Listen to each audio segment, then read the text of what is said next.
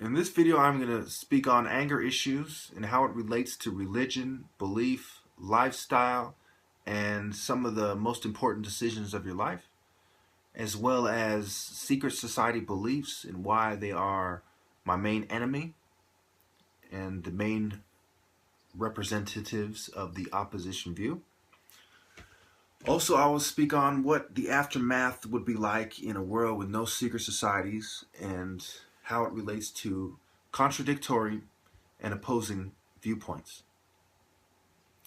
And last and least, I couldn't help it, is women.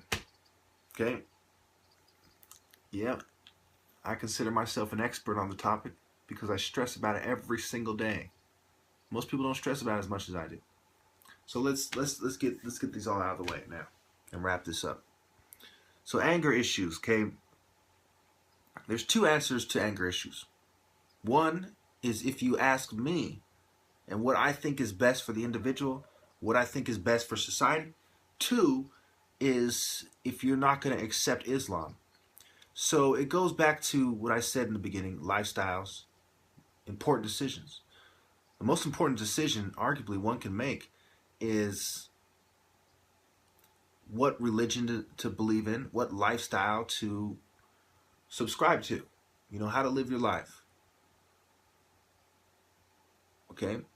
Also, it has to do with prioritizing your anger issues. If you live your life in a way where you're going to war or you're constantly talking about things that make you mad, or you in a situation that makes you mad, you're working a job that stresses you out, etc., etc., once you're in those situations, you're not prioritizing dealing with your anger issues. You're prioritizing whatever you're doing. And you most likely are right to do so because you have a family to support, you have issues to address, what have you. Okay, what I do not believe is the answer is to turn to psychiatry. That's another thing that goes back to the difference between secret society beliefs and my point of view, and we'll get into that in a minute. So what I believe that one should do is to turn to Islam, be a good Muslim,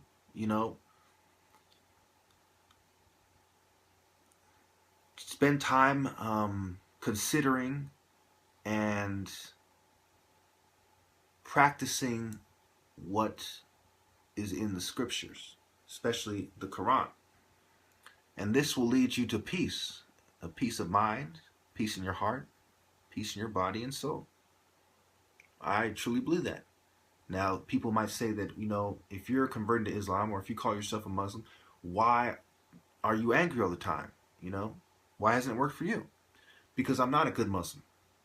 I don't pray 5 times a day. I don't do the things that are needed to achieve this peace. And part of it is because I'm struggling with converting to Islam. And also that my anger issues are not my priority. Talking about something that makes me angry every single day is probably the main priority in my life right now.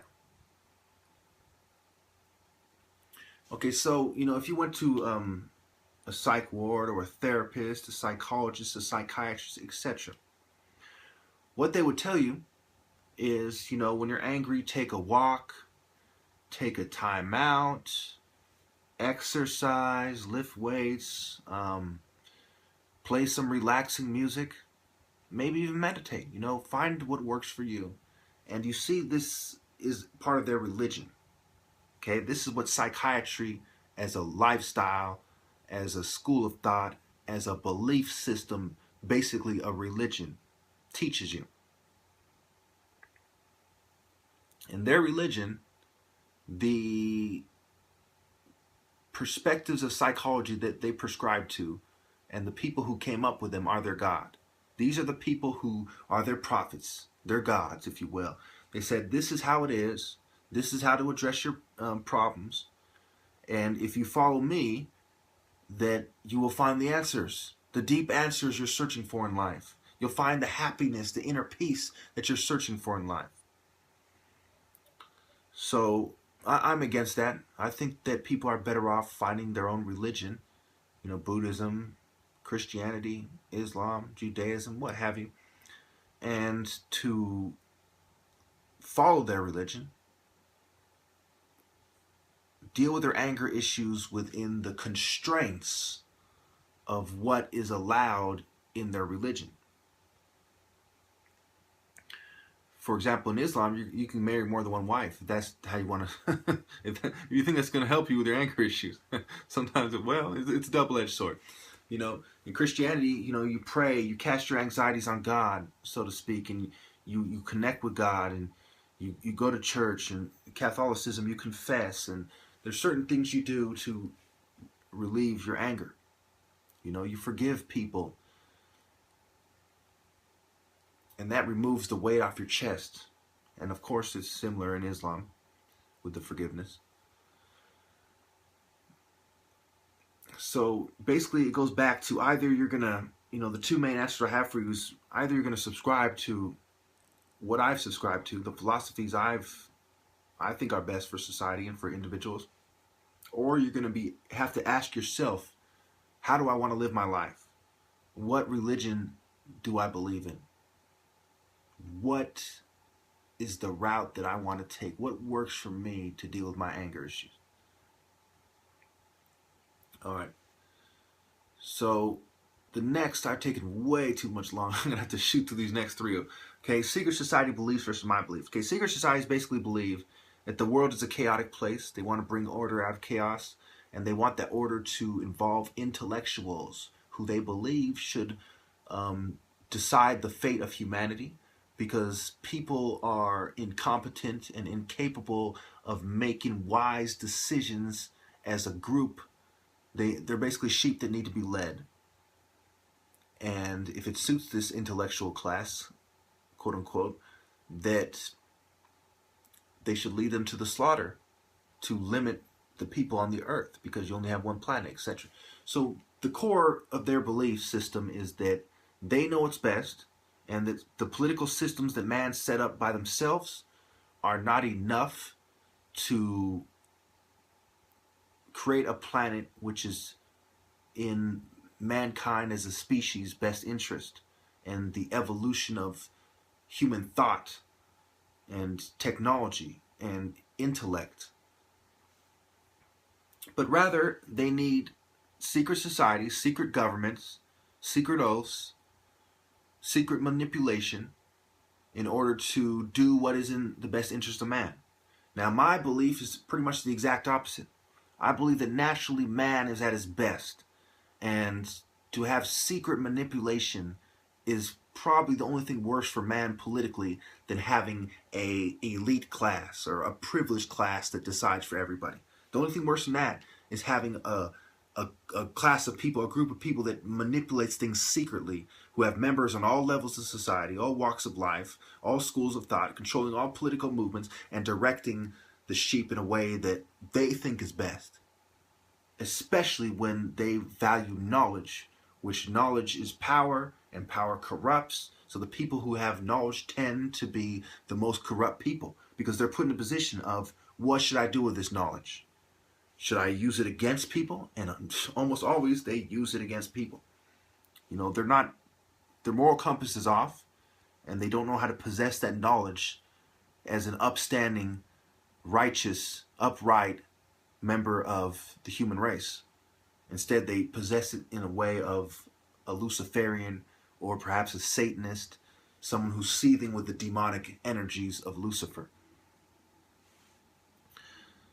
So if we remove these people, what would happen?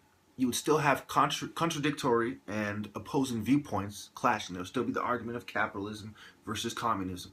There would still be religious debates. There would still be debates over what is a sin. There would still be debates over, lesser issues, such as the age of consent, the age of marriage, the speed limit. There would still be these problems for man to address. But I assert that everybody would have a dramatically better life, and their overall well-being would improve collectively and individually. So the last issue is women. I kind of had to speed through those issues, even the first one, which took most of the video, which is kind of sad. I wanted to keep this around 10 minutes. I'm at 10 minutes of race. Let me just shoot through this. Okay. Women. I've talked about women many, many times. What I tend to see is that women are less capable when it comes to decision making. You could blame it on, gender roles. You could blame it on genetics. But for whatever reason, this is what I tend to notice, There's some things that women do better than men, generally, and there's some things that men do better than women. Now, I'm not saying that there's not the exception to the rule. Even in Christianity, God appointed some women as judges. God appointed some women to roles that were traditionally male roles, because there is the exception to the rule, and you shouldn't hold back society over something something like gender roles. But with that being said, I strongly believe in gender roles when the exception to the rule is not blatant, dramatic, and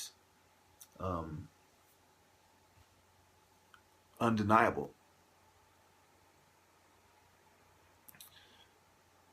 Women personally has let me down. Man has let me down in general. Women have let me down. If man fell off and women had done the right thing, this world would have still gradually improved, because women would have chose the men to breed with. They choose the man. They have a baby with the man. They raise that baby, who is, a lot of times is a boy. So then they raise the man. So they've raised the man. They've chosen a man, and they've chosen to have a baby with that man. Have sex with him. Not to get an abortion, etc. So they have a lot of power over the populations and the demographics of the world, believe it or not. Even the religious and ethnic demographics of the world, believe it or not. Specifically, the ones I'm concerned with at this point. So, why don't they just simply do the right thing? Again, it's not all their fault, but I see that this hypergamy is not being addressed, especially in the West. The fact that Christianity teaches overtly against this odious, noxious practice known as hypergamy. It talks about the camel going through the eye of a needle versus a rich man getting to heaven. It talks about, it compares that to rich man getting to heaven. It talks about, women should adorn themselves modestly. It talks about this in many places in the Bible. It talks about what Babylon believes, and that this materialism is part of it. It totally describes what is demonic and what is righteous. And I don't see people making that choice. In a society that's 76 to 83% Christian, according to the polls that I've been given, recent polls, I don't see them making this decision. And women have drastically betrayed me, horribly betrayed me. And I'm greatly appalled by it, greatly disgusted. And I want to make sure that message gets out there, Now, I'm sure to some extent there's an exception to that rule, to what I've just stated in my life, but I can't really think of it at this point, And, there's some women that whose view is pretty much like mine. There is the exception to the rule of political views. There's some women whose political views are almost exactly the same with mine, And, but I say most women, even the ones who believe in a similar fashion to what I believe, don't practice their beliefs. They're swayed by peer pressure, by groupthink, by their friends. There's a certain term that the MGTOWs use. I'll put it in the comments if I think of it. It's the female collective. The female collective. They're swayed. And it's very sad. So at the end of the day, the most assertive, the most aggressive, the most manipulative of the women who set the trends in the female collective are Satanists.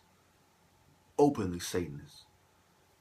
It's very interesting how that works. A lot of it is because they're in secret societies. They've raised to higher levels. They have the network to help them get their view across. Well, I'm out of time. Thank you.